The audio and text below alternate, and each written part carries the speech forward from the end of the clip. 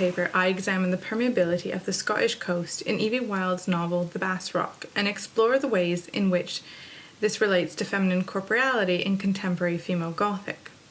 Through the lens of ecofeminism, I argue that Wyld uses the environment, specifically the fluid space of the coast, to queer normative binary constructs of gender and challenges the categorization of othered bodies. This paper demonstrates that the fear and anxieties of feminine corporeality within the environment differs from Simon C. Estock's theory of ecophobia, which focuses on the androcentric fear of a threatening and vengeful nature. Instead, I argue that the overwhelming presence of an anthropocentric and androcentric desire for domination results in the production of fear for feminine bodies within ecological spaces. The term ecofeminism was coined in the early 1970s by French activist François Daubin. A core principle of this theory is that all human and non-human entities are regarded as equal, thus disputing anthropocentrism, the belief that humans are the most important component of life. In her article, Feminism, Ecology, Revolution or Mutation, Daubin outlines her main hypotheses regarding ecofeminism and argues that patriarchal dominance over feminine characteristics such as reproduction and fertility has led to the oppression of both women and nature. Ecofeminist theory proposes that to resolve the ecological crisis, the liberation of women must be addressed alongside the environment. Othered bodies, both human and non-human, must be nurtured out of the exploitative, oppressive societal structures established by anthropocentric and androcentric beliefs. In Simon C. Estock's article Theorizing the Eco-Gothic, the theory of ecophobia is described as the crux of eco-Gothic texts. He notes the disconnect between humanity and the environment and argues that this is rooted in anthropocentrism, but fails to delve deeper into the impact of androcentrism in the production of problematic anthropocentric beliefs. By ignoring the shared gendered experience of feminine bodies such as women in nature, a well-rounded understanding of ecophobia is impossible. Androcentrism must be considered and criticized.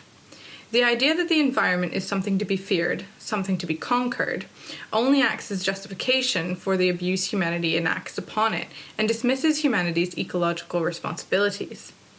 The infiltration of masculine logic for dominance, defined as a web of oppressive conceptual frameworks that rationalize the establishment and maintenance of othered bodies as exploitable resources, invokes fear and anxiety within these fluid spaces. This overbearing and controlling idea of masculinity is responsible for producing ecophobia in these environments as it transforms the organic, non-binary existence of nature. In contrast, The Bass Rock explores the vast, fluid space of the Scottish coast and reveals the power women have over their own bodies and actions, as well as the expansive freedoms available by eradicating binary structures.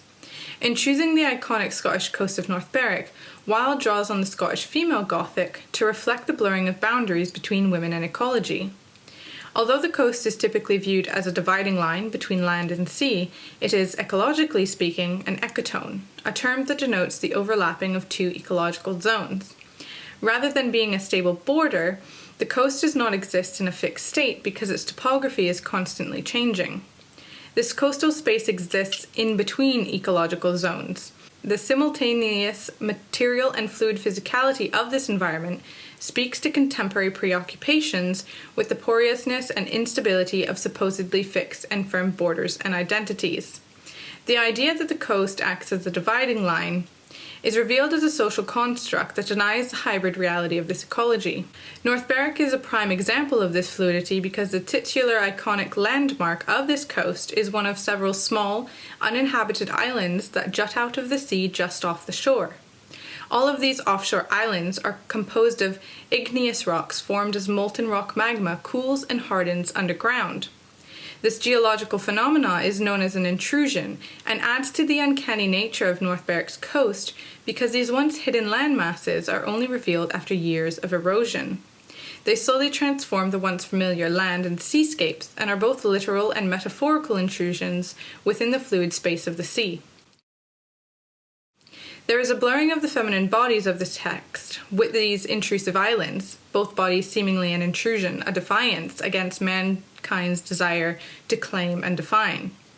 An explicit comparison is made between Ruth's female body and the Bass Rock, which becomes a character in and of itself, a permanent witness to the violence carried out against women over the centuries.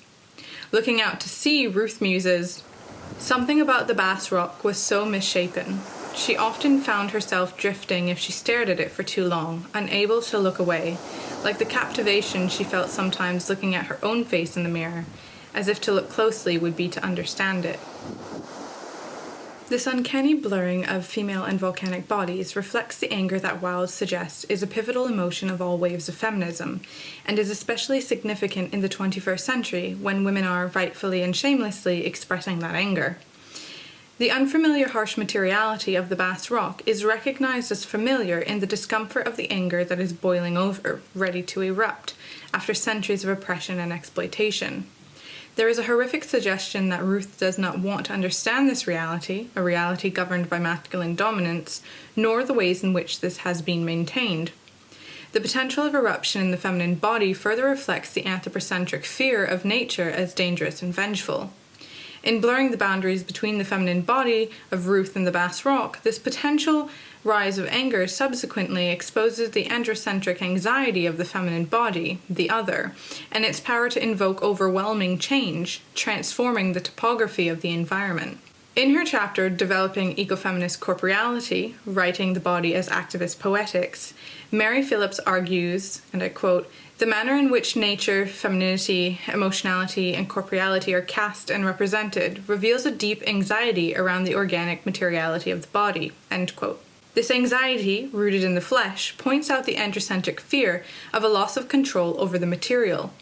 Patriarchal culture deems the mind superior to the body, masculine logic regarded as rational to the irrationality of feminine corporeality and visceral emotions. Estock's theory of ecophobia unwittingly subscribes to this idea. In his article Corporeality, Hyperconsciousness, and the Anthropocene Eco-Gothic, Slime and Ecophobia, Estock aims to tackle the idea of a gendered ecophobia through the representation of slime in relation to female bodies, but he simultaneously suggests that the consciousness, the mind, is more important than the body, and that corporeality cannot exist without consciousness. This placement of the mind over the body reiterates an androcentric idea of corporeality as inferior. Instead of this rigid, socially constructed division, Wilde embraces the coast hybrid reality and relates it back to the feminine body. Its fluid materiality reflects where the human body becomes a site of the overlapping of various states of being. This is shown by Wilde in the various states of corporeality that feminine bodies are presented in within the coastal geography. The coast is an ecological dead zone, where nature fails to signify anything other than a type of blankness, which demonstrates a crisis of representation. Wilde's exploration of the liminality of the coast emphasizes the in-between space in which boundaries between the living and the dead, between fluid and fixed reality, are unmoored, and the corporeality of humans and non-humans is disrupted. By setting the stories of these women in an unambiguously Scottish coast, Wilde explores the issues of authorship that Monica Germain identifies as a core principle of the Scottish female Gothic, arguing that there is a distinctive anxiety about boundaries and authenticity, both authorial and historical.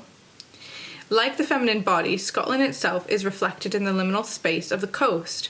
Scotland exists in an in-between state, existing both inside and outside of the United Kingdom. It is simultaneously a sum of parts as well as a whole. The boundaries that cast the nation into the territory of the other are based on socially constructed ideas of authorship and ownership.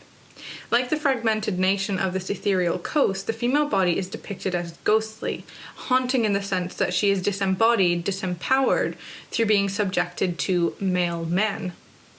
This idea of a haunting feminine is theorized as the ghostly presentation of women within Gothic texts. Female corporeality becomes uncertain because of the lack of authorship that women have over their own bodies, their narratives, due to the subjugation enforced by patriarchal culture. Dead bodies and rotting remains wash up along the coast, an uncanny revelation of what was once hidden within the depths of the sea. In Ruth's narrative, a basking shark washes up dead. In Vivian's narrative, it is the dismembered body of a woman, both corpses, the human and the non-human, rotting with decay. The choice of a basking shark is interesting here because this is a shark that feeds on plankton and is generally passive in behavior, posing no threat to humans. However, the simple categorization of being within this species of the shark, arguably one of the biggest sources of fear for humans in relation to the ocean, invokes unwarranted fear. The anthropocentric fear of so many big things right under the water that we can't see, is subverted by the female corpse, dismembered and stuffed into a suitcase, and Vivian's uncanny recognition of the real threat existing beyond the environment. The narratives of Sarah, Ruth, and Vivian are bookmarked by the story of this disposed body. A young Vivian stumbles upon this suitcase and witnesses, quote, "Peeking through the gaps between the white fingers was an eye that seemed to look back at me. In the memory, which is a child's memory and unreliable, the eye blinks." This uncanny scene exemplifies the blurred boundaries of the coastal Gothic that suggests the everyday is collapsed with the nightmarish. Distortion, dislocation, and disruption become the norm. Binary ideas of life and death, natural and unnatural, are subverted. In the conclusive scene of the novel, the woman's body is queerly resurrected, brought back in the form of a ghostly retelling of her final moments. Wilde suggests an uncanny familiarity in this unfamiliar scene because it is already embedded in the woman's narrative, in her death. The breaking down and reassembling of female body parts reflects the formation of socially constructed boundaries and how this is used to control women's authorship. By regaining her body even in a liminal state, this woman reclaims her narrative. Arguably, the most haunting imagery of the entire novel is the description Vivian gives of the ghostly figures of women murdered and disposed of by men filling the coast. "They spill out of the doorway, and I see through the wall that they fill the house top to bottom. They are locked in wardrobes, they are under the floorboards, they crowd out of the back door and into the garden. They are on the golf course and on the beach, and their heads bob out of the sea, and when we walk, we are walking right through them." As argued by Phillips in writing these bodies creatively, Wilde demonstrates humanity's organic embeddedness and materiality within ecology. The spirits of these women are embedded in the coast, and likewise the coast is forever entrenched in the narratives of these female bodies. The shared feminine corporeality between the ethereal female bodies and the environment shows an all-encompassing reality that reflects the fatal consequences of an anthropocentric and androcentric society. Germana reiterates this in her claim that, quote, "The haunting feminine can be read as an elusive construct that destabilizes authorial control, while simultaneously laying bare and subverting the politics of the male gaze." End quote. Feminine corporeality, even liminal materiality, challenges the superficial patriarchal claim over the authorship of these bodies. Thus, in conclusion, in The Bass Rock, the iconic Scottish coast of North Berwick is used to explore these questions of authorship. The patriarchal authority behind dualistic narratives is revealed as a social construct established to justify and maintain masculine dominance through the categorization of feminine bodies as other. This reflects the real-life fears and anxieties of women in a time when these kinds of horrors are being exposed as women find their collective voice. This novel represents the addition of Wilde's own voice to this historical moment, this movement, exposing the oppressive and violent realities so many women have been subjected to across the century. She lets her anger erupt.